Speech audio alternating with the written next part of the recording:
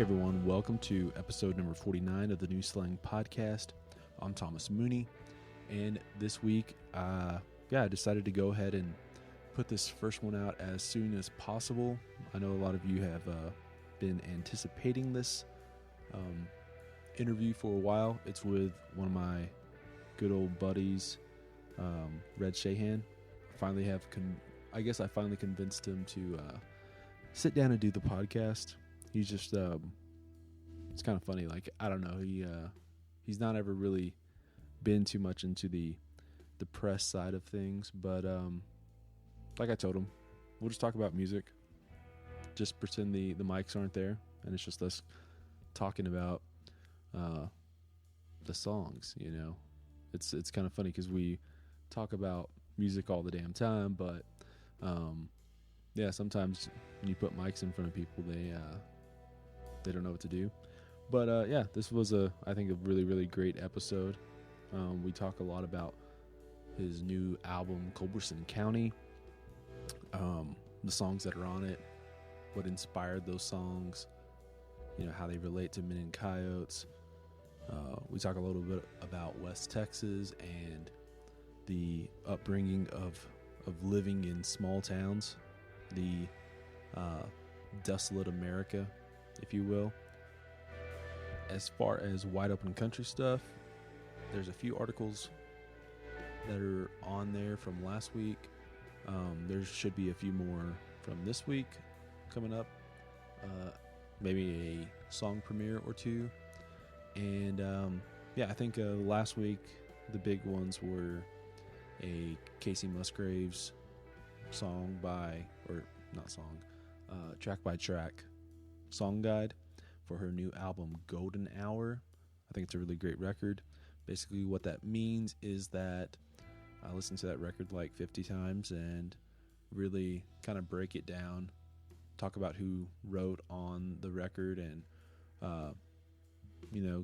talked about the stuff that she's said about the record and where those songs kind of originated. If you haven't seen any of those before, go back. I've done one on Turnpike's last record, on Stapleton's last record, Wade Bowen's last record, and one on Lyle Lovett's Step Inside This House, which is 20 years old. That came out a few weeks ago. Again, I also did a long Q&A with Robert O'Keefe. That was a really, really fun conversation. We talked for about an hour or so, and we really went over his career. It's not really like an interview where, you know, I wrote down 15 questions and had it like in this sterile environment. It's like a real conversation, or at least that's what I try to present it as. And that was a lot of fun. So if you haven't read any of those, go back on Wide Open Country and search for them, find them. They should be like right there in the front somewhere. And I guess I'll go ahead and just make this the intro. We'll go ahead and get on to the conversation with Red Shahan.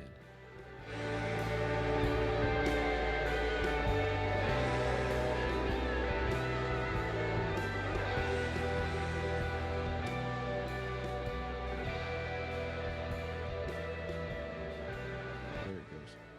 Good to go. New record came out yesterday. Yep. You know, I've been listening to this record for a while now, and I think when I was driving over here, one of the things that kind of like jumped out at me was this line in Hurricane. There's this line that says, "A soul can only take so much," and I was thinking about how that kind of related to the whole record. I think a lot of the characters in this record are either up to that point or down that road. Yeah, you know, I mean, it's kind of a hardened type persona. You know, it's a lot of the dust on the tailgate, for lack of better words, and I have a hard time really diving into characters that are too much into the positive light. I think a lot of people can find comfort in knowing that there is other people within a negative realm. I think that in a relatable sense,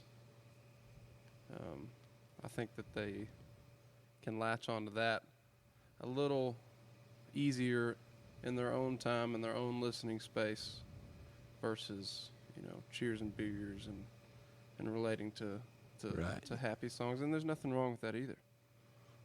But that's what I latch on to with the stuff that I listen to. The music that I like the most is the stuff that hits you in a place that at one time in your life probably was not your most comfortable state. Something that kind of makes you crawl out of your skin a little bit if you had to confess to your parents or whatever. Mm-hmm. Yeah. Do you, I guess, like, since a lot of these are characters, like, where do these stories come from? Is it like just reading the news, hearing stories from family and friends? I don't know. That's a good question. Person, place, and thing, and in a time, it's hard to say where or when I would have picked up on these scenarios and characters, but I feel like it is throughout some portion of my life. Like in Bluffdale, Texas, there's, before the Dollar General came, it was not the most savory of places. It was a really quiet and safe town, but it also had its dark places just like everywhere else. And I think that was always really intriguing to me. It was kind of like when the baseball goes over the fence, who's living in that house? And it actually turns out to be, the guy that loves baseball. And I think that always kind of drew me in that aspect. And like we're talking about with the characters in the song, same thing. I think it's something that, I've seen these things or these people, or in a roundabout way knew them or knew them closely, and decided to not purposely. I don't think I purposely put those people in these songs. It's not like I wrote it down one day and like I'm going to come back to this. It just kind of it flows through a melody. And if you have darker chords and you have darker music, you kind of have to lend yourself to the darker people and the darker scenarios. And I think that's probably where I get my characters from. Yeah. I think, a lot of people probably do this thing where we daydream, where you do those scenarios in your head, mm-hmm. but like the difference is just that songwriters end up, or writers in general, just kind of write about them. Yeah. And they kind of like put them to paper. You're exactly right, because I can imagine myself in a lot of different situations. I still have a pretty good imagination as being in the age I am now.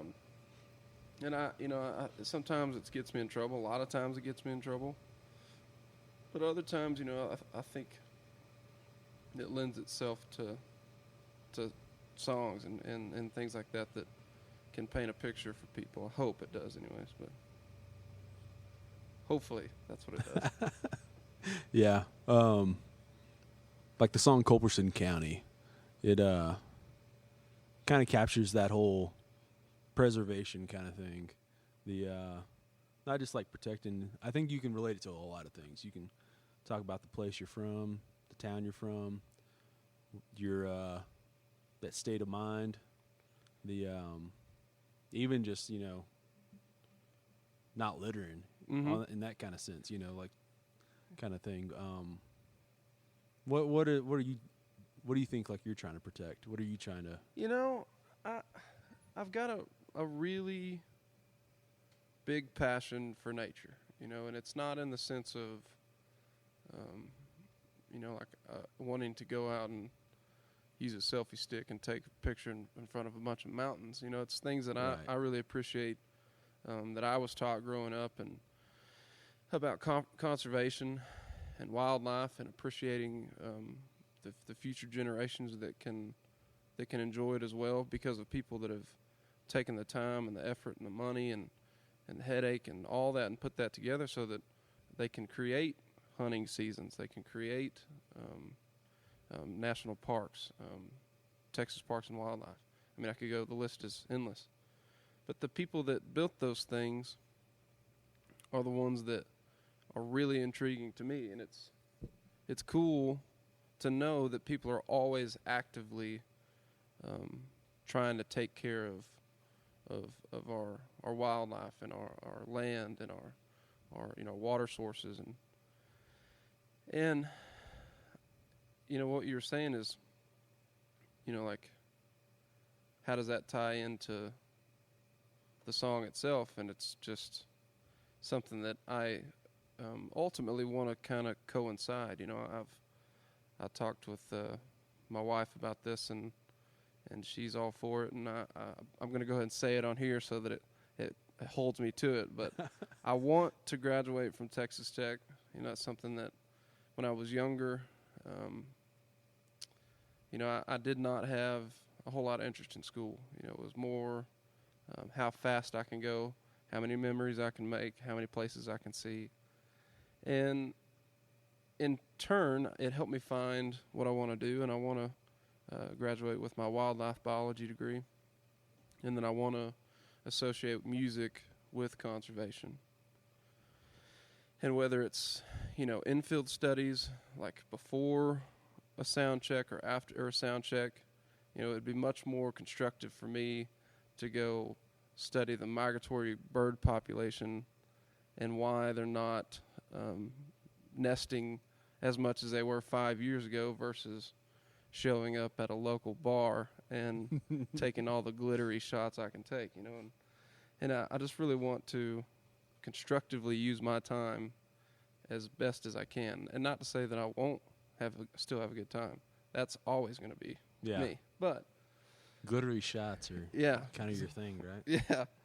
Yeah, whatever they're into now. But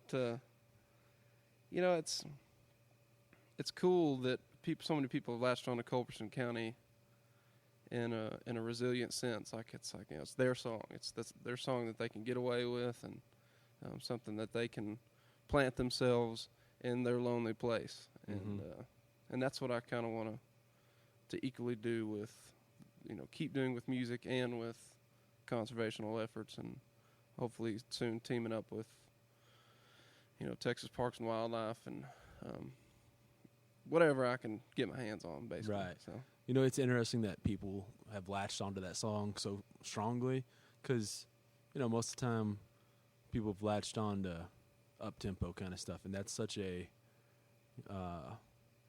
as much of a it's about the finding that lonely place. It is a very lonesome sonic palette. It's very, you got to pay attention. You want to like hush everyone else up and pay attention. It's interesting that people have latched onto that being the. It's something that I'll preach till the day I die when recording music. It's space is another instrument, and you don't always have to fill gaps with other instruments.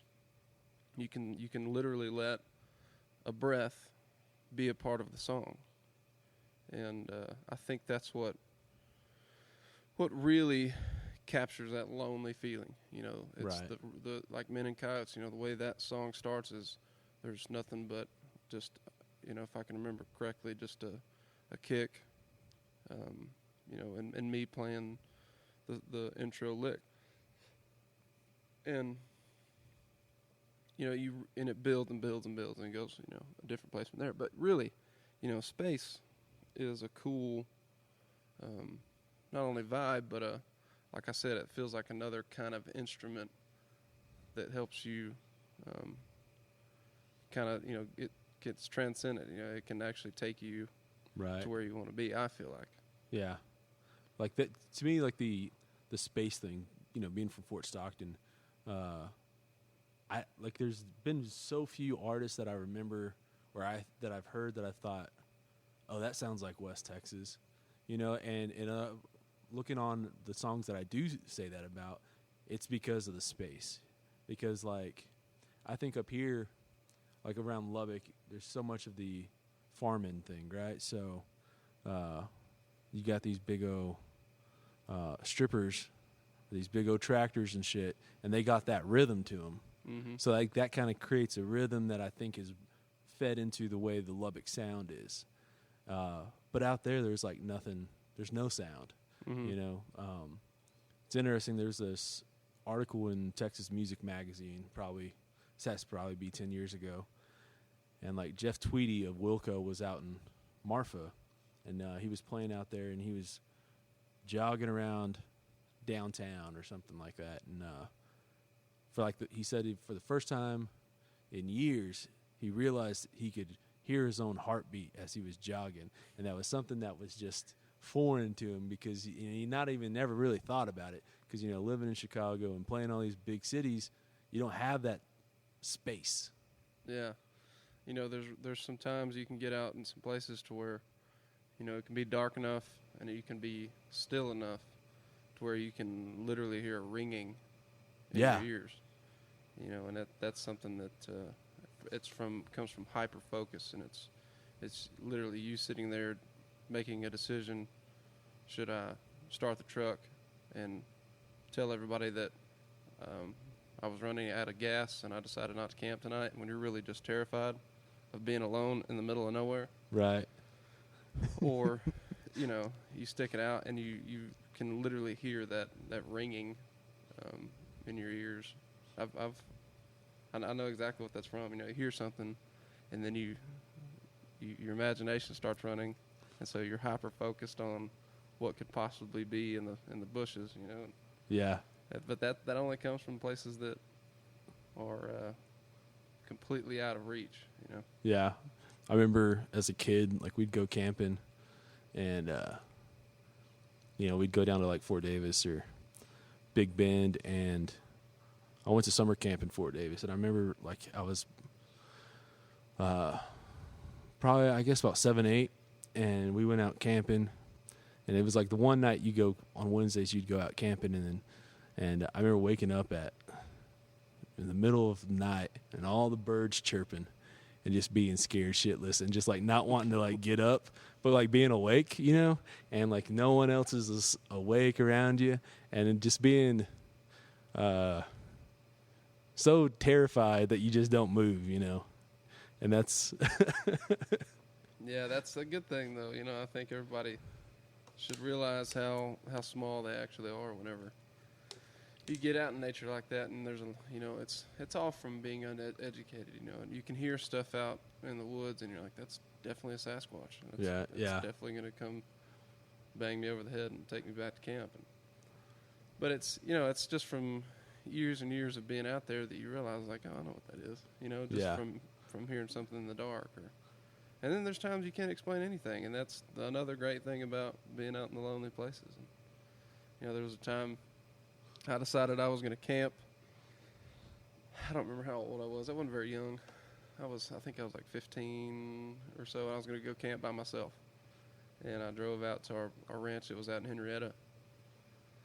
And I remember, that when the sun was up, everything was good. And then as soon as the sun goes down, everything just starts going to pot. And then I remember being kind of surrounded by a bunch of coyotes, and I thought that was cool because I knew what it was. It wasn't very scary, but the longer that went on, and then when it stopped, and it was just the dead silence, and I couldn't get a fire started to save my life because all the wood was wet, and so I cranked the radio up on my truck to try to drown out those noises that we were talking about, just to try to get some comfort and some sleep. And when I woke up, the radio was off.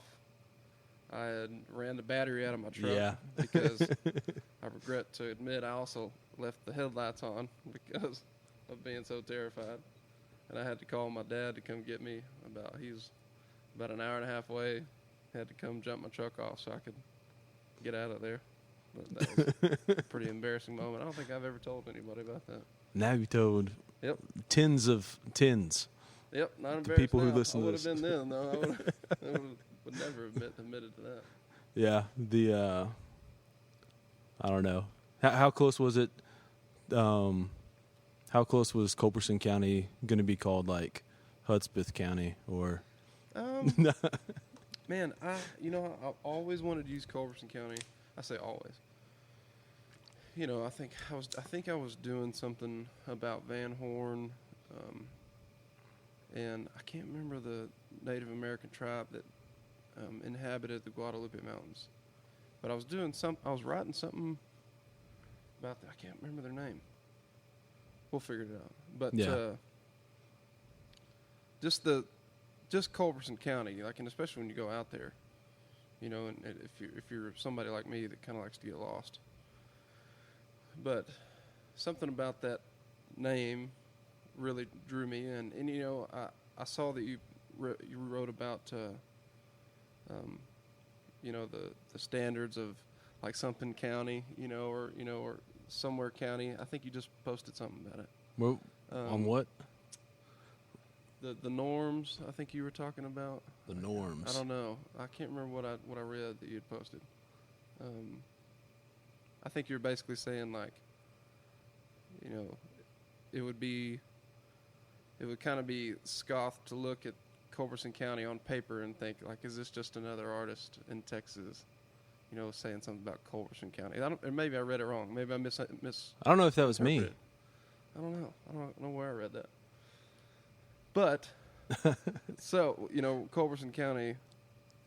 When I thought about it, I was like, do I want to do that and just kind of fall in line, or will Culberson County have its own? Will it have its own place? And I think it has. I think it's, despite the normality of having a county in a song. Yeah, I think. Obviously, there's a bunch of people who go down to like Marfa and Terlingua. Terlingua's big, I guess. Yeah. And they go down and they go camping, but it's like glamping, staying in teepees that have AC units in them, I guess. I don't know. It's gotta be tough to go camping down in Terlingua. I mean, that's hot. That's a different kind of hot. What I always loved about Big Bend was, you could go down to the river, and it'd be hotter than hell.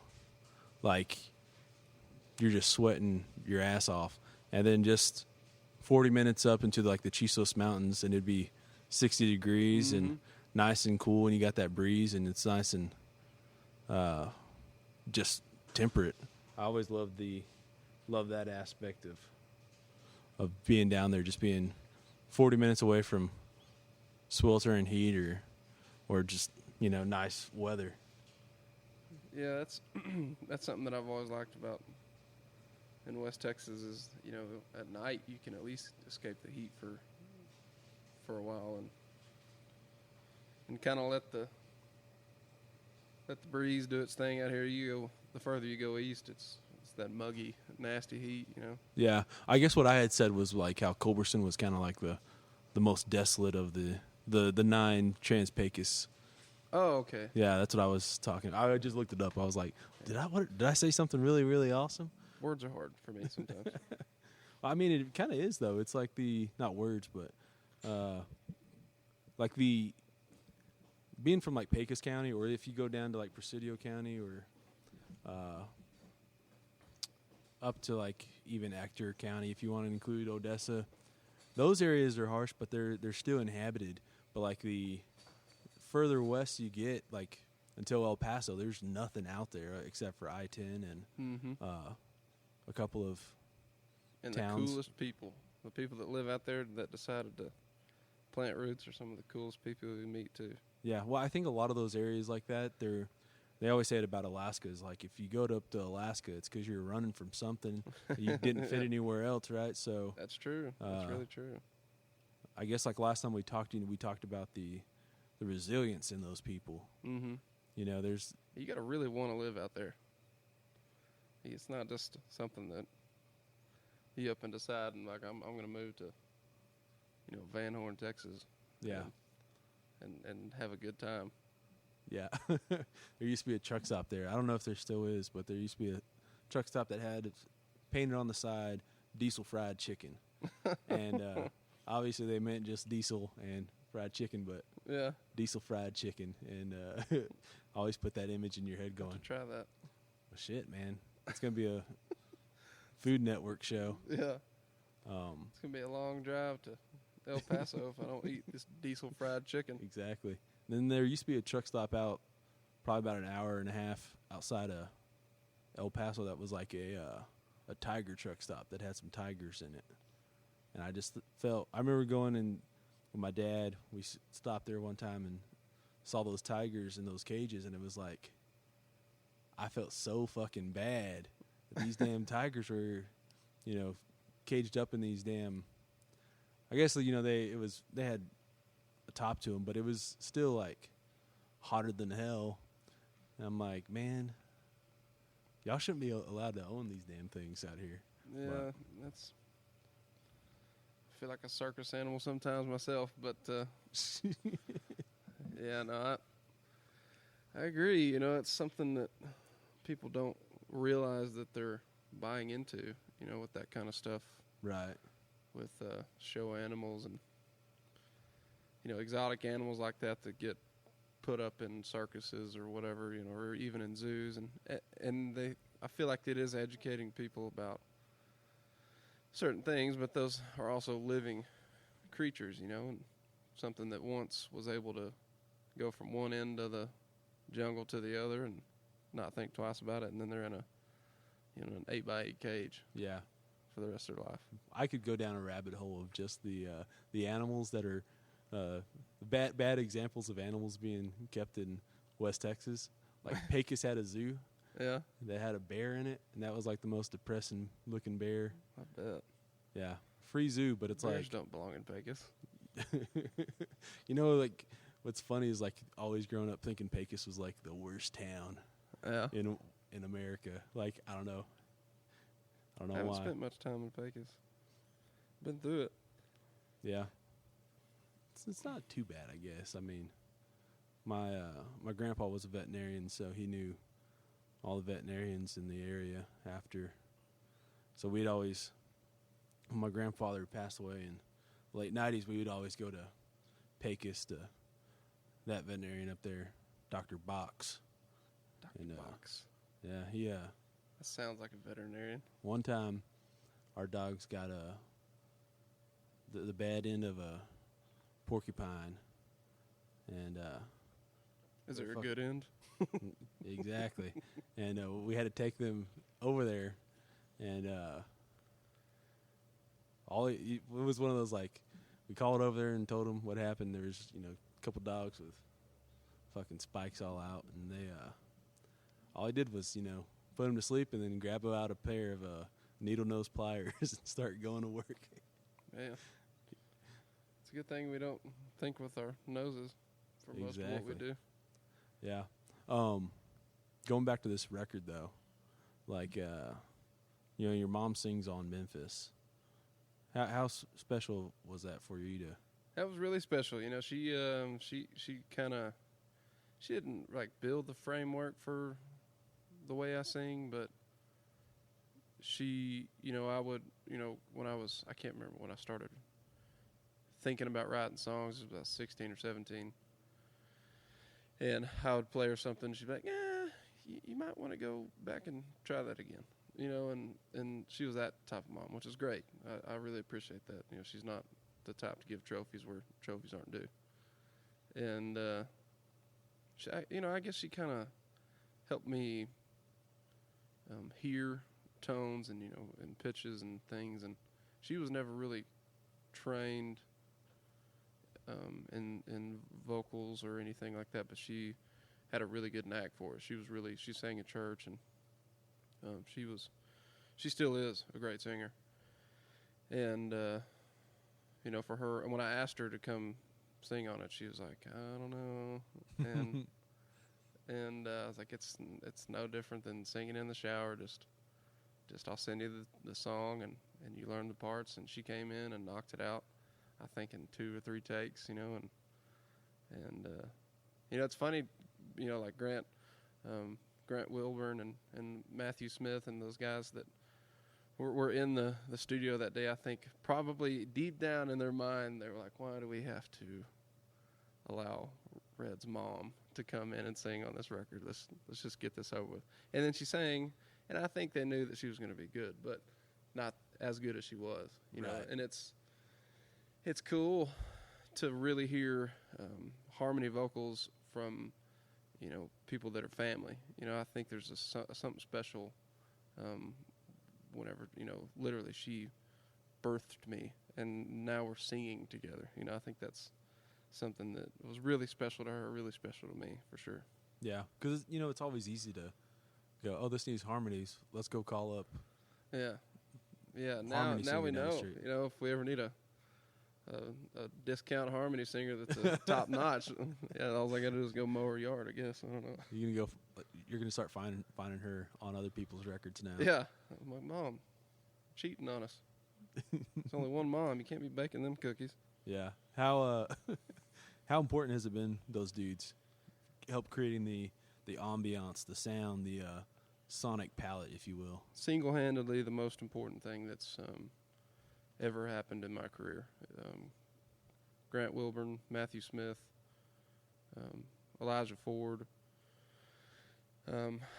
Parker Morrow, whatever.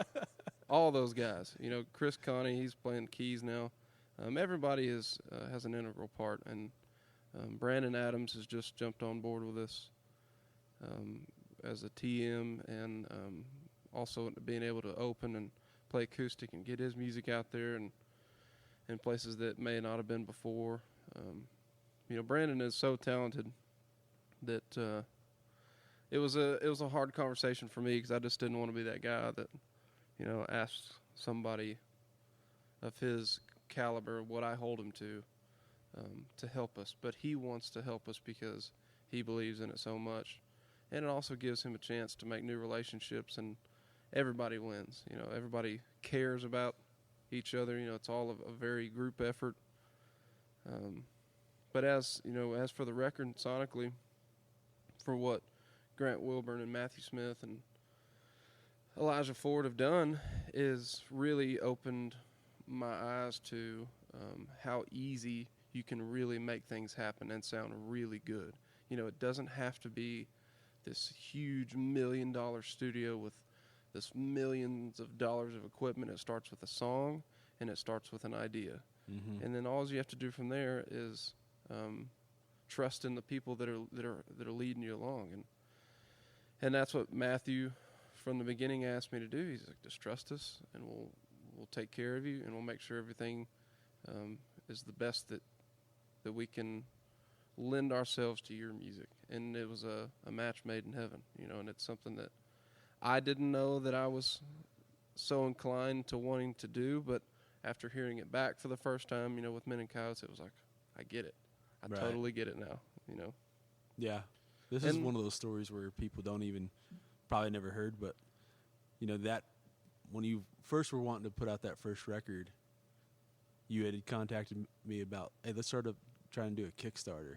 And I was like, man, that's probably going to be like really hard over my head. But I told you, yeah, sure, because, you know, and then I was so glad when you got back and said, don't worry about any of that. And I was like, yeah, I'm really glad I didn't do that. I'm glad, too. I mean, yeah, nothing wrong with Kickstarter. You know, there's nothing wrong with, you know, getting that leg up. But, you know, I'm really glad that, you know, the Smiths, Graylin Smith, Bethany Smith, who is also Bethany Baker. She's married, but she's originally a Smith. She's very much in control of all our business endeavors. You know, she keeps us out of trouble, taxes and everything. Yeah. You know, Matthew, as you know, well, he plays drums. He does most of the driving. I would say probably 79% of the driving. Does he like to do the driving? He loves to drive. Okay. That is a driving machine. And I'll let him, too. I don't mind driving at all. But it's nice having somebody that's so comfortable in the driver's seat that you feel safe with. Right. You know, because the hour and 30 minutes that people see us every night is not attached to the 14 hours before that we were doing nothing but driving. You know, it can be kind of a risky endeavor. You know, there's no guarantees whenever you get on a highway. And like having that family be a part of so much of what I do has been life changing, because they've always taken care of me. Even before Men and Coyotes, they always, at Magnolia, they gave me, whatever kind of acoustic gig I wanted. Same with the Blue Light, like everybody that's always taking care of me here. But to have them so involved, with Graylin Smith putting up his own personal money for that record for Men and Coyotes, for Bethany to want to day in and day out call us and say, hey, what's his credit card charge? Right. Things like that. Matthew to be so involved with the touring aspect and taking care of things that I necessarily can't jump right into this part of my life with so much going on with our house that we bought and our remodeling, and Amanda and Charlie, those are my girls at home, and it's really, really awesome knowing that those people take such good care of us, Yeah. And I can't say enough good things about them. It's always important to have that person who's done it before, that experience, where you're just not going blindly into it, not knowing what you don't want to have to learn from bad experiences, Exactly. And I All that have, kind of stuff. I have learned from bad experiences, and it kind of makes you a little battle hardened, and it kind of makes you a little stubborn in places you probably shouldn't be, but it's led me to this, and I think that's the most important thing. And the other part of the process, I was, whenever I met Amanda, her and Randy's wife have been best friends for a really long time, and she introduced me to Randy. And getting to know Randy, we didn't really. It's just like two roosters in one room, It's like how are we going to work this angle, because we have to hang out with our wives per se, And then we found out, like, he's a sweetheart, and he's a extremely hard worker. He cares so much about the Texas music scene. And the fact that, I would say our music is not down the same road. Right. I think anybody can hear that. And the fact that he loves what we do so much and wants to help so much says a lot about his character. And then in turn, through that whole process, he brought along Robin Shep. Robin Shep has been with him for over 15 years, managing his day-to-day stuff and all those guys, and so he decided to start a management company with me in mind. It was kind of like he could be our flagship artist. Right. Let's see how this works out. Let's see how this goes, and we all sat down, and that was kind of I had known Robin from Cheatham Street and her husband Joel, which is also one of my equally favorite people. But then when things started rolling, like when you really start seeing things happening other than just the day-to-day grind from touring, whenever we started this Culberson County record, Robin has dedicated literally the same dedication that she does to her family into this record. And, she has surpassed every expectation that I could ever have for somebody to want to involve themselves so much in a project and be so attached to it, and she's it's equally as the Smiths and all those people that have played such an important role to this point. I hold all those people very close. It's a really, really good feeling. Yeah. Robin, she's the one who got me the Bruce Robinson interview a few weeks back. Yeah. I guess it's probably about a month ago now, but which was a fun conversation with him and Jack Ingram. So if you haven't listened on the podcast yet, podcast listeners, go back and listen to that. But no, it was really a fun conversation. That was just hearing them talk, like those guys are so experienced and seeing more of this music scene than than we've experienced so far. You know what I mean? Like they were here whenever there was nothing. Yeah, it was just not even a dirt floor. It was just no holds bar. It was how do we how do we turn nothing into something? Yeah. Well, they were talking about how they even met was like Jack sent them a letter in the mail. You know, like there's no Twitter, there's no Facebook, nothing like that. No, Yeah. it was like actually sending something to the P.O. box. Yeah, if you wanted to go, hear new music, you had to really go places. You didn't. Yeah. You didn't. I mean, there's so many. It's so available now. Places that lend themselves to good Texas music, but man, back then, Yeah. you were lucky to find somebody with a single speaker PA in a restaurant somewhere. Right.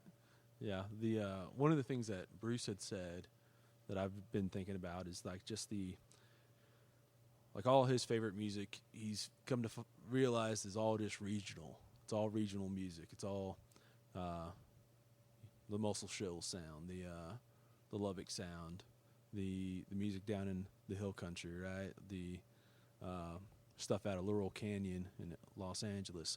All these are, by all means, just these regional scenes that somehow transcended that scene and become bigger. Obviously, like Lubbock's been an integral part of what you've been doing, what you are now, and then you've been an equally big piece of influence others out of here. What's Lubbock been like as far as like when you first moved here, started playing around, and what you've seen it growing into? Lubbock was it was big territory for me when I got here. Coming from really small towns to here, and it was almost overwhelming at first. I almost didn't stay because I just didn't feel like I belonged in a town like this. And come to find out, it's the biggest little town in America. Right. It's same like-minded people all throughout this place, and it's an awesome town. But musically, I didn't come here for music. I came here to go to school, get an education, and I'm just one of those types of people that at that time in my life it was not right, because I was going to get a degree that I didn't believe in. It's something I didn't want to do. It was just kind of following the motions, No, I know what you mean. And I couldn't bring myself to want to do that. And so, when I decided to go into the music world, it really wasn't because I popped out the car door and I said, here's my world, here's my oyster to develop my music. It was nothing like that. It was like falling off the back of the trailer and rolling over and you're in the ditch and then here we go kind of thing.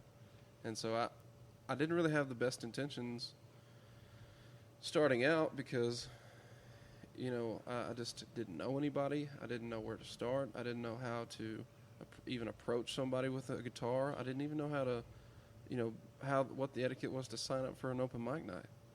And so I remember I was in Mesquite's over there down off Broadway, and I wasn't 21 yet.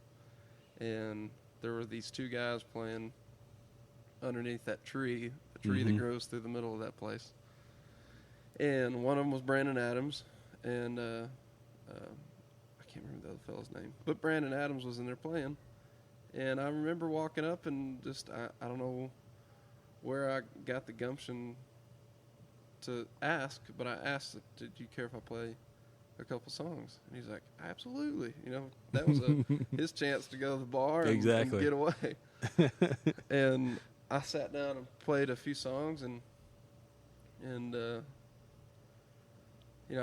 Brandon I can still see this look in his face sometimes, and he just had like this just cheesy grin, and it was like, is he about to cuss me or is he actually happy? And he said, where are you, we got to know each other, where are you from, and all the nonsense talk, and then he said, hey, I want you to come down to Blue Light. They do a Monday night songwriter thing or something like that. And then I ended up playing my first gig in Lubbock at Blue Light. And that basically seeded itself into a lot of late night hangs with a lot of different songwriters and musicians, and that's just how it goes. You don't see them hanging out at 8 in the morning. It ain't a secret. And a lot of just really, for the first time in my life, enveloping myself with something other than sports, you know, and something other than very typical things. Not to say that sports is typical, but it was the path that was really laid out for me from the beginning. And I really started researching and you know, finding out music that I never had heard of, and how they were doing it, why they were doing it. And, you know, and I really went off in the rabbit hole, and it was, you know, in the good rabbit hole. And then I just kind of started, I guess somewhere out of there came the sound that I have now. You know, because I really wanted to be a blues guy. Yeah. But I don't have anywhere close the talent to be a blues guy. And luckily, thank God, that's how I got involved with, you know, Matthew and Grant and all them. And because I have taken them a lot of blues type stuff, and they're like, right, let's try it this way, you know. And thank God that happened, because it just wouldn't have been right, you know. Yeah. I would have been a little fish in an extremely big old talented blues pond, you know, and I wouldn't have stood out. Right. And you know, I think Lubbock helped shape that in a way that it was literally because of the people that I met. You know, I could have, at that point in my life, whenever I rolled off the back of the trailer and dusted myself off, you know, I could have probably met a music theory major, and I probably would have gone down that path, because I was really searching for something to be a part of, and to latch my hands onto.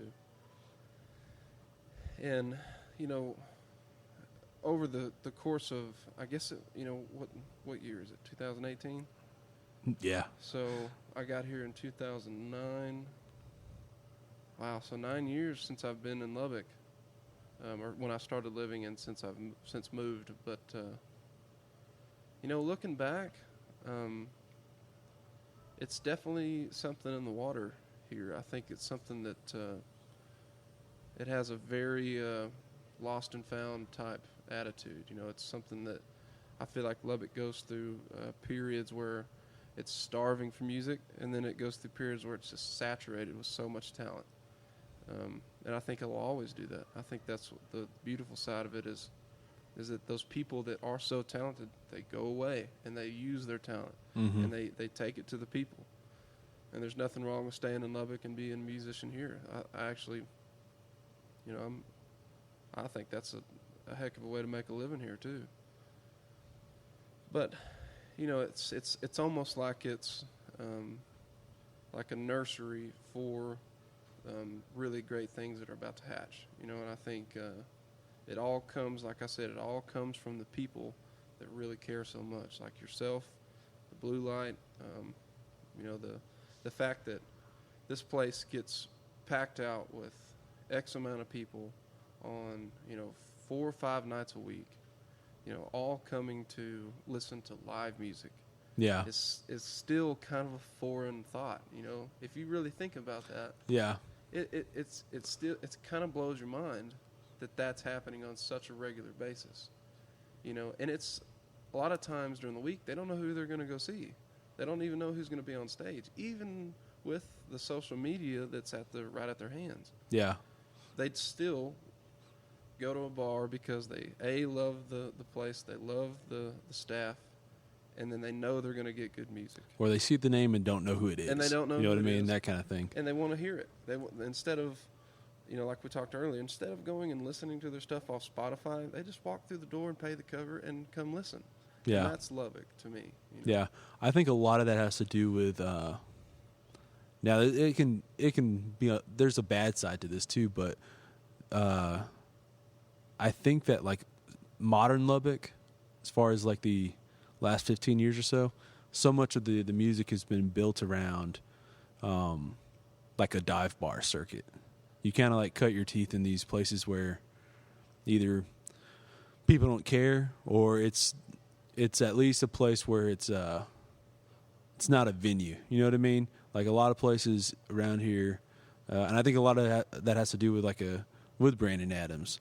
He kind of molded his sound around this like country rock and roll thing that is very, in a way, dive barish. You know what I mean? And I think a lot of bands totally agree. kind of found, if you look at everybody from like Will to No Dry County to, there's parts of it in you. There's these like Dalton, like they're all these little, there's this like dive bar atmosphere. Yeah. Attitude. Yeah. You know, it's like. And I think like Blue Light's just kind of a bigger dive bar that kind of at least tells you like, here's a big stage at least, or a bigger stage. Here's your chance to use that dive bar mentality, and then what are you going to do with it? You know, are you going to drop the ball?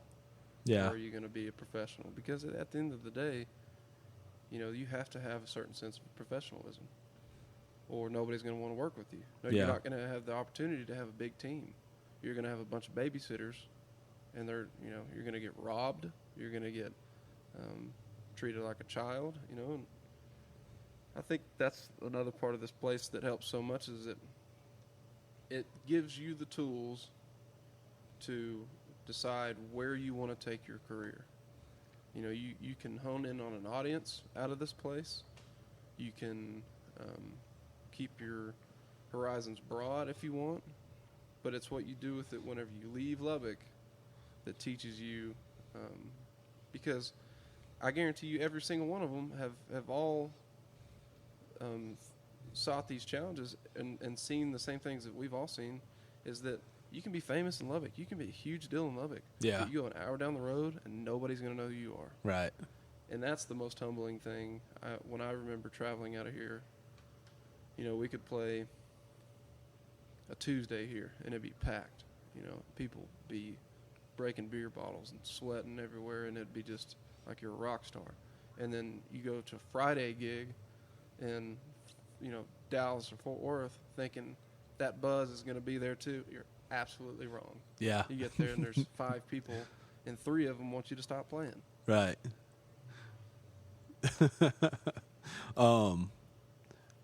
Okay, so like after you were here in Lubbock, you joined Six Market, and then that kind of busted up pretty soon after. But then you, of course, went solo. But like, how was that period right there? That period right after. That was not a good period. Did you just not know what the hell you were doing? I had no idea. I had zero clue what I was doing.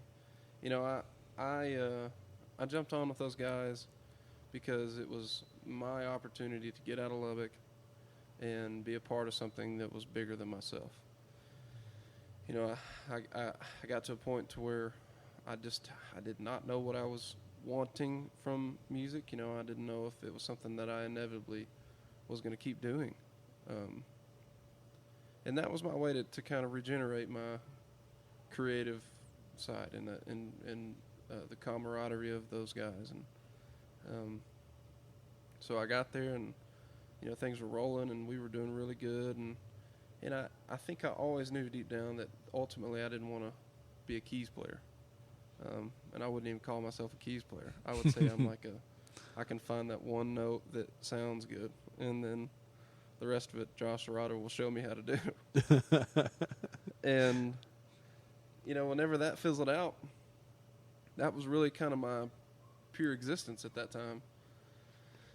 And I didn't, you know, even just a year and a half of being out of the solo game, I really felt like I was, you know, a baby bird with no feathers on his wings. You know, it was like starting over. Yeah, it was crazy because, you know, you see how fast everyone moves on from what you were doing. You know, when the steam's gone, the engine stops. You know, yeah. And so, you know, we lived in basically an animal house. I mean, it was 5 rodeo guys and 5 musicians in 4 trailer houses on 10 acres outside of town, and with all of us with the same derivative, and that was to see how hard we could party and see what kind of trouble we could get ourselves into. And everybody was successful in their own right. You know, don't let me take away from what they've done and the things that they've achieved. But when we were home and when we were together for the 2 or 3 nights a week that we were, it was madness. And looking back, you know, it was a great time in my life, and I had so much fun. And those people are you know, revered as family to me. Some of them will be here tonight at the show because they've got that rodeo across town. But it was not a constructive time for me. It was not a time that I had my ducks in a row by any means. And you know, they say everything's necessary. They say that, you know, one thing has to lead to another, but I think I probably could have skipped that. I think I probably could have taken that 3 years of my life and done something a little more constructively. Right, yeah. That's, I know what you mean. Think about it, though. Think about 10 people, all like-minded, that all somewhat kind of grew up together, and then you have Stephenville. Yeah.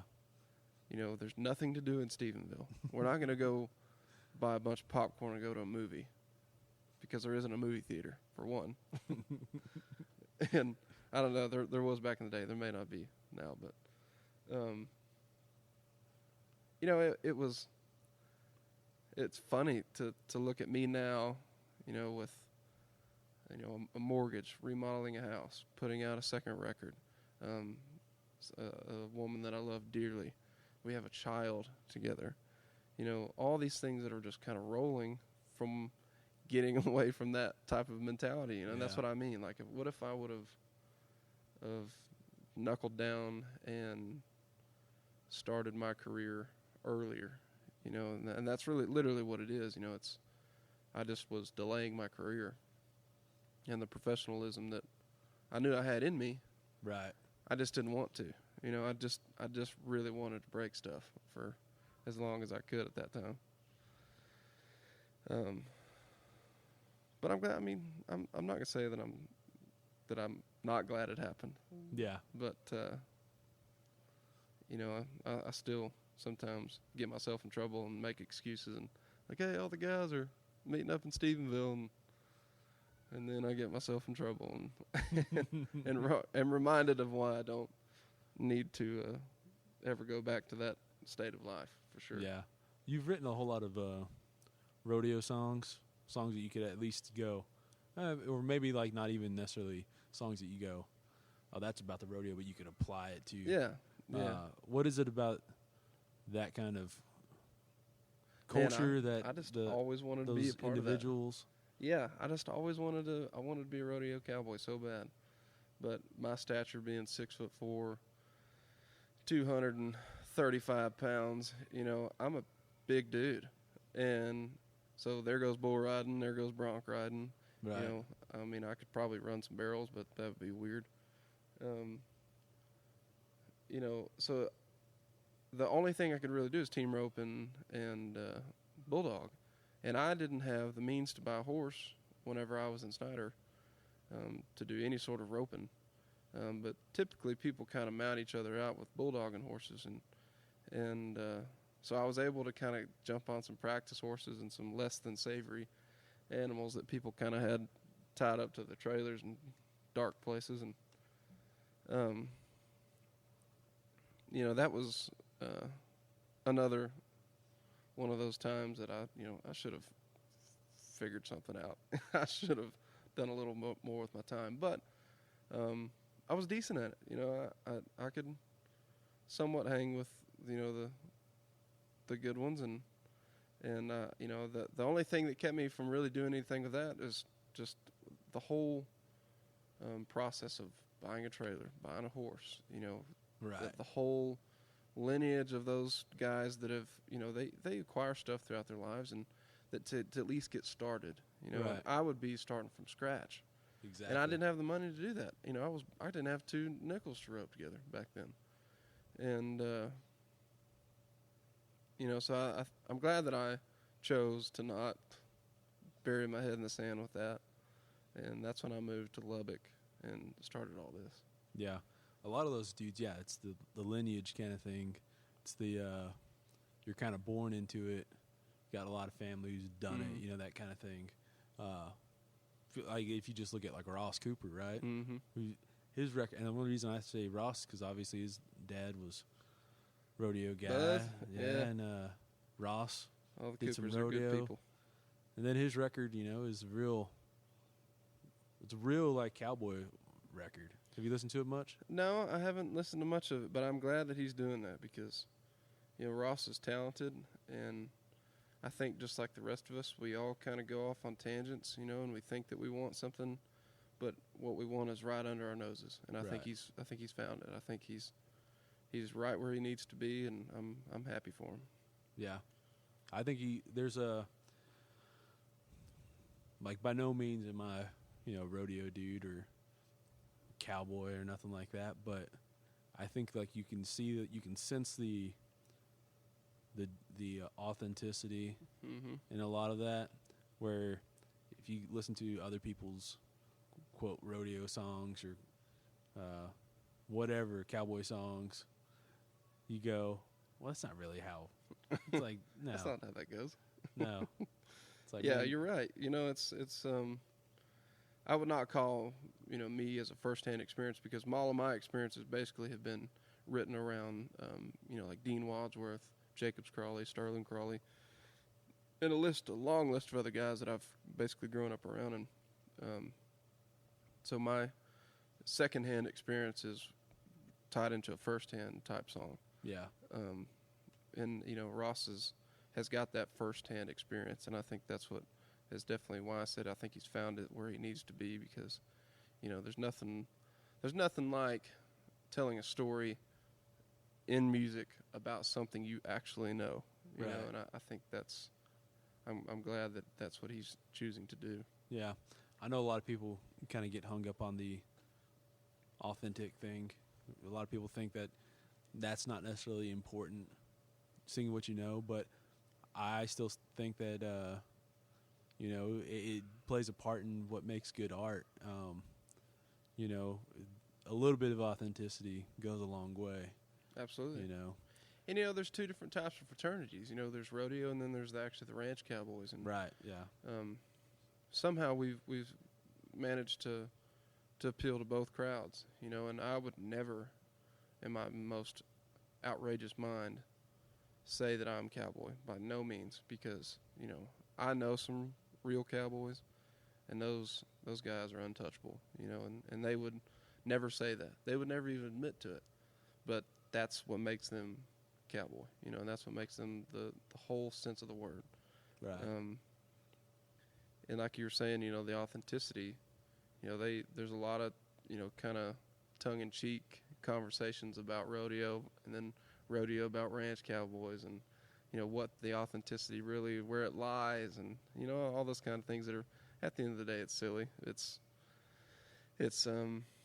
you know, you look at that way of life, and that's something that I've always held close because, you know, my family's, we've always raised some cattle, and we've always, you know, had something to do along the lines of the same thing. And, you know, but like I said, I would not call myself cowboy by any means. Definitely fair weather in this part of the world.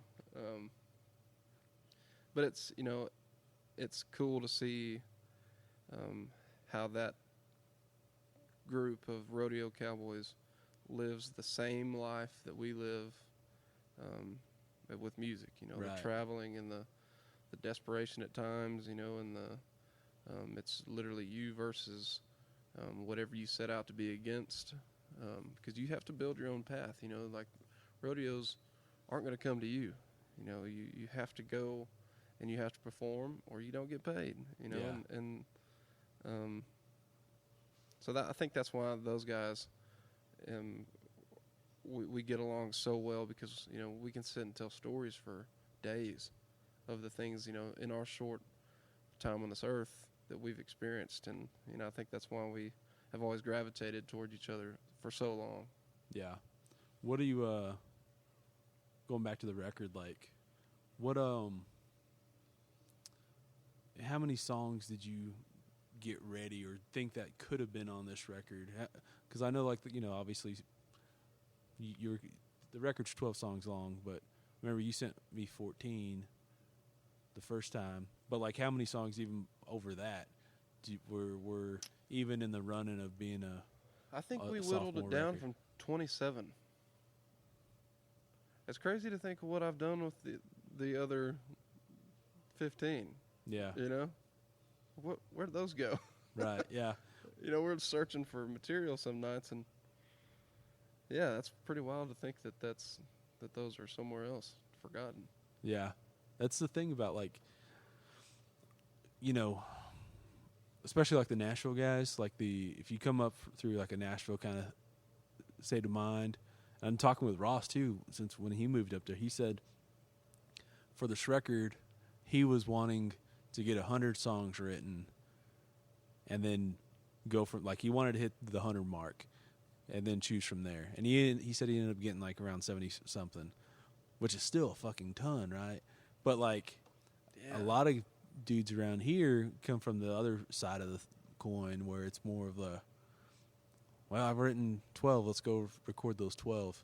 I think there's a good balance. There's a happy medium. Yeah, I think it's just a matter of just to continually write.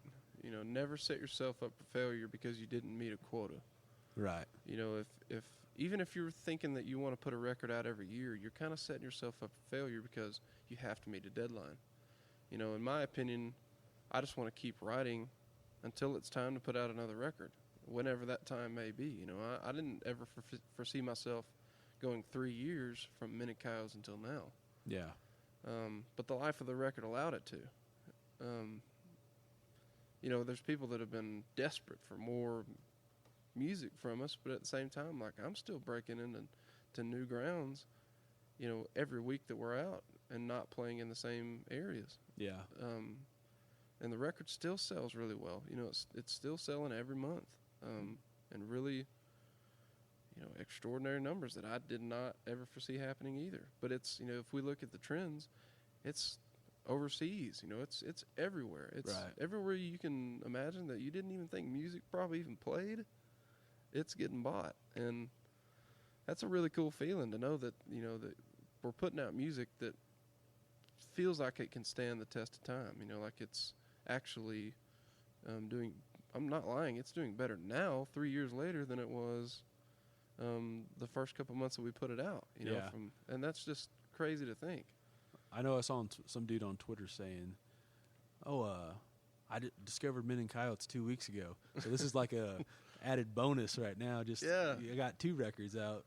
Yeah, that's it's cool. And that goes for anybody that writes and records music. The same thing happens to them. It's just cool to see. And from my firsthand experience, it's happening to me. Right. I think we've had some talk about for the next record. Instead of me presenting X amount of songs, we talked about for this one doing each member of the band has 5 ideas. They can't be full songs. They can't be even stubbornly presented as like, this is how I want to do this, arrangements. Yeah. It's literally 5 ideas starting with your instrument. So let's say Parker Morrow plays a bass line, and then we build off of that, and then everybody does their part. I'll put the lyrics to it, drums, guitar, everything else, and then we'll just kind of build like that. Yeah, we'll see how it goes, but I like ideas like that. I think it so much of the like, how much do you think Men and Coyotes in Culberson County are they like? Do they? I know a lot of people will put out stuff in like trilogies or something. You know what I mean? Do you feel like those two are? Yeah, like Culberson County is like a sequel, not necessarily a sequel, but like raised in the same house. Okay, yeah. They're definitely cut from the same cloth, in my opinion. It's probably an outstretch of my creative reach for that desolate. I never want to lose that. Even if we do like what we've been discussing, like in that what we were just talking about, like, Yeah. a Little Feat type, very rhythmic oriented record. I still don't want to lose sight of that desolate, lonesome, spacey sound. Right. Do these songs, these characters all live in? Do you think about them living in like the same canon, in the Yeah. same world? I think I can honestly write an up tempo, catchy, beat that makes you want to dance, and then you listen to it and you're like, oh, that's kind of dark. I think I can still do that, and put those characters in like a tongue-in-cheek type atmosphere. Yeah. Kind of like 303. Like it's a up tempo, fun song. People, party their asses off to it, but at the same time, it's like, do you really know what it's talking about? Yeah. There's a couple of shows back that you did here where you started out with 303, and then everyone was yelling for an encore kind of thing. So you just played 303 one more time, and then Yeah, that was a when bookend. We're searching for material. I'm not afraid to admit that we just didn't know what we were gonna do. Yeah. Because we don't play any covers, and You've done a few covers. I've done them acoustically, and I did back in the day. But now we don't play any covers. So, yeah. Because basically, honestly, just because we haven't learned any Right. of those covers, with the You current did versions. All of Me, John Legend. Oh man, yeah. That's what I don't know if you saw that. What I kind of compared Idle Hands to being like a John Legend Yeah. country song, country blues kind of. Yeah, that was Single Me, just stretching out those vocals, flirting with those vocals. What I was doing. Yeah. Thanks for reminding me of that. That was a weird time in life. I mean, you did that. You've done Hold the Candle, Yeah. which is like Yeah, I don't think they anyone have I don't think yeah. anyone knew that is a cover though. Yeah. Yeah. That's such a good song. That was back in the day, man. You bring it up. Good memories. Shit, man, that's Maybe I should pull that one out tonight. I know that's a good one. Yeah. Um, If you see Elliot, tell him thank you for the song. I've never met that dude. Me neither. I don't know if I don't even anybody know where else. he's from. I don't either. There's that. You want to talk about some old songs? Not necessarily old songs, but one song that I know that people kind of want is Brain Matter. Yeah, Brain Matter. Man. I think I've played that song twice now before these two records, and I think it just kind of never made the cut. Right. But lyrically, yeah, it's pretty I crazy. know the Castles love that song. Oh, yeah. Benton Leachman. Benton Leachman, that's what I was about to say. Yeah. That's a good song though. Yeah, we should try that one out. We should try to work that one up for sure. We Chicago? talked about doing These Days, Jackson Brown. Yeah. Yeah, we talked about doing that one. I think not too long ago we worked up Seminole Wind and kind of Oh, our man. own way, and then we all kind of stopped and thought, yeah, we probably shouldn't do that. Yeah. What about like Eastside River Snake? You guys kind of We morphed got it away- into this. Yeah, we got away from that one. We morphed it into that kind of slower tempo, halftime tempo, Right. which I kind of think disappointed everybody. 'Cause I think a lot of people go like, "Oh, we're not able to Here's the part. sling our beer to that," Yeah. But here's where they kick it up. Yeah, and then I think we've just completely gotten away from it. With now that we put the second record out and before that, but it's all kind of like a revolving door material. I'm sure one day Yeah. it'll come back. the thing about like Eastside River Snake is that it's such a Lubbock anthem, right? Oh yeah. But like like other places don't have that same attachment to it. Yeah. So no. like you can probably get away from not necessarily doing it. Yeah, I mean, there was nights whenever they probably should have put up chicken wire in front of the stage and then play the same song in College Station, and people are ready to go home, kind of thing. Right. Yeah. The good old songs. Yeah. The Red and the Vitals. Yep. Red and the Vitals. That was a fun time. That was such a good band though too. I think Yeah. like people Great players. don't if you go and look at those dudes that you had in that band there, Yep. They were They were fantastic. They were talented people. Still are talented people. Yeah. Well, I mean, like they're in other people's bands now, Oh yeah. or at least a couple of them are. But Trying to. yeah, yeah. You want to go get a beer? Yeah, let's get a beer. All right. Well, thank you so much. Thank you.